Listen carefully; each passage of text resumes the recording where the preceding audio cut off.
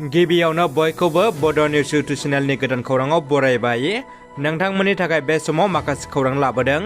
भिडिअखौ जोबजासे नायलांनो दाबाव आरो चेनेलाव गोदानब्ला अन्नानै साबस्क्राइब खालामना बेल आइकनआ अलाव होनानै ला आरो भिडिअखौ लाइक कमेन्ट शेयार खालामनो गुरै खावलायबाय। दानिया फैदो दिनैनि खौराङाव। गिबि खौराङाव दङ रायजो नाङैनो जुब जुब अखा हानाय समावनो चिरांनि खुंग्रिं ओनसोलनि देलायस्रि गलियाव फिन सिखावनि उदखार। चिरांनि रुनिकाटा थाना एबा सान्थिपुर पुलिस आउटपस्टनि सह गोग्लैनाय सामथाइबारि गामिनि देलायस्रि गलियाव फिन सिखावनि उदखार। सामथाइबारि गामिनि रायजो राजाफ्रा गामियावनो 2003 मायथाइसोनिफ्रायनो देलायस्रि मुंनि गला बेखेवनानै बायनाय फाननायनि सुबिदा लाबोदोंमोन। नाथाय बे गलायाव गोबाव समनिफ्रायनो दखाननि मुवा बेसादखौ सिनाय मोनै सिखावफ्रा खनले खनले खावबाय थादों। जायखौ मोनायाव सरकारनिफ्राय मोननाय सलार लाइटखौ खावनायखौ खौरां बिजोंनि सिगाङाव फोरमायनानै सरकार आरो पुलिस प्रशासनखौ राहा लायोबा गोजोननाय मोनगोन होनना फोरमायदों बे गलानि कमिटिनिफ्राय। ट्रिबल आर सावथुननि फावखुंगुर रामचरणआ सासे हिन्जावसानि बिफा जाबाय।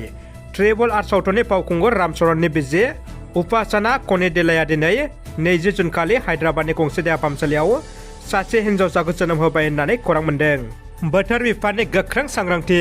आफां आसामनि क'क्राझार, चिरां, बाक्सा, बङाइगाव आरो बरपेटा जिल्लायाव 20 जुनसिम गोबां अखा हागोननि बोथोर बिगियान बिफाना रेड एलार्ट होदों। अखा हानायजों लोगोसे सारन्थाइ गावगोननिबो सांग्रांथि होदों बोथोर बिगियान बिफाना। मख'नो गोनांदि दासान्दि रायजोआव थाद'नाय गैयै अखा हानाया गोबां बाना खालामदों आरो गोबां खहाबो खालामदों। जरहाट आरो माजुलिनि फेरि सार्भिसखौ गोबां खहानि थाखाय बन्द' खालामदों।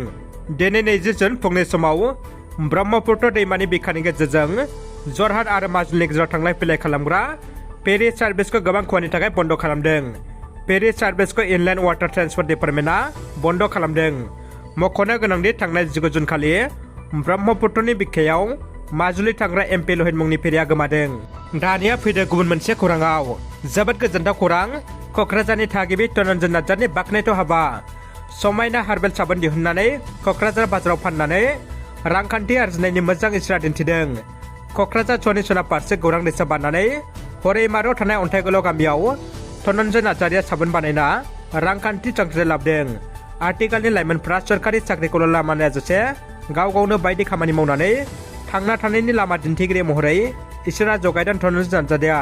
धनन्जय नार्जारिया 2002 मायथाइनिफ्रायनो अनलाइन ट्रेनिं लानानै गिबियाव हार्बेल साबोन दिहुननायखौ जागायजेनदोंमोन। धनन्जय नार्जारिनि रांखान्थि आरजिनायनि मोजां इसाराखौ जेब्लाबो मदद खालामो बिथांनि अनजालि बिसि बिन्दिया नार्जारिजों लोगोसे गासै 7 मददगिरिफ्रा। आसाम रायजोनि SRLMनि मिशन डाइरेक्टर कृष्णा बरुवा बिथाङा दिनै रायमना माहारियारि पार्कनि साखाथिनि गामियाव दावबायफैयो। रायमना माहारियारि पार्कआव दावबायारिफ्रा दावबायफैयोब्ला थाफैनो थाखाय हमस्टेनि गोनांथिखौ नोजोर लाखिनानै दिनै रायमना माहारियारि पार्कनि साखाथियाव थानाय हमस्टेफोरखौ नायगिदिंफैनायजों लोगोसे आसाम स्टेट लिभलिहुड रुरेल मिशननि बिथांखिनि गेजेरजों हमस्टेखौ फेहेरनो आरो फोजौखांनो थाखाय सेल्फ हेल्प ग्रुपनि सोद्रोमाफोरजों गुवारै सावरायफैदों आसाम रायजोनि SRLMनि मिशन डाइरेक्टर कृष्णा बरुवा बिथाङा। क'क्राझार सोहोरनि मिस श्वेता दत्ताया गल्ड मेडेल देरहासार जानो हादों। क'क्राझार सोहोर कट'पारानि थागिबि बिफा सैकत दत्त आरो बिमा मुर्सिमा तपति दत्तनि अनजालि फिसाजो थरायना श्वेता दत्तआ गुवाहाटीनि आसाम साइन्स एन्ड टेक्न'लजि इउनिभार्सिटिनिफ्राय 2022 मायथाइनि थाखाय बेचेलर अफ टेक्न'लजि इन्जिनियारिं बिफानाव बयनिख्रुइबो बांसिन CGPA एबा नम्बर लानानै गल्ड मेडेल आवथायनो हादों। मख'जाथावदि श्वेता दत्तआ थांनाय 19 जुन खालाराव खुंफुंनाय आसाम साइन्स एन्ड टेक्न'लजि इउनिभार्सिटिनि 3डी कनभकेसनाव गावनि आवथायनो हानाय गल्ड मेडेलखौ आसामनि रायजो बेंगिरि गुलाबचान्द काटारिया बिथांनि आखाइनिफ्राय आजावो। बिफा सैकत दत्त बिथाङा फिसाजोनि जाफुंसारनायनि थाखाय गोजोननाय फोरमायथिदों खौरां बिजोंनि गेजेरजों। दानिया फैदो जोबथा खौराङाव। बर'नि मुंदांखा फावखुंग्रि मिथि नार्जारिनि ससियेल मिडियायाव भाइरेल भिडिअ'। माखासे सान सिगां गावनि मोजां मोननाय अनजालिखौ नागारना फावखुंग्रि मिथि नार्जारिया अदालगुरिनि मिथिंगा बर'जों मुम्बाइआव जुलि जादोंमोन। जाय जुलिया बर' रायजो राजाफोरनि गेजेराव गोख्रों दान्थे बिदान्थे सोमजिदोंमोन। दायो फिन गावनि फिसायखौ एंगारबाय एबा नागारबाय होनना भाइरेल भिडिअ'निफ्राय मिथिनो मोन्दों। मख'नो गोनांदि मुंदांखा फावखुंग्रि मिथि नार्जारिया गावखौ जबरदस्ति खालामना एबा अख्रायै हाबा लानायनि गोख्रों अजद होदों गावनि फिसाय मिथिंगा बर'नि सायाव।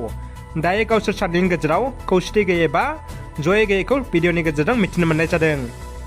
रादाबा एसेनोसै लोगोफोर। रादाबखौ जोबजासे नायनो थाखाय नोंथांमोननिसिम गोजोननाय आरो साबायखर बावबाय। गोजोन्थों।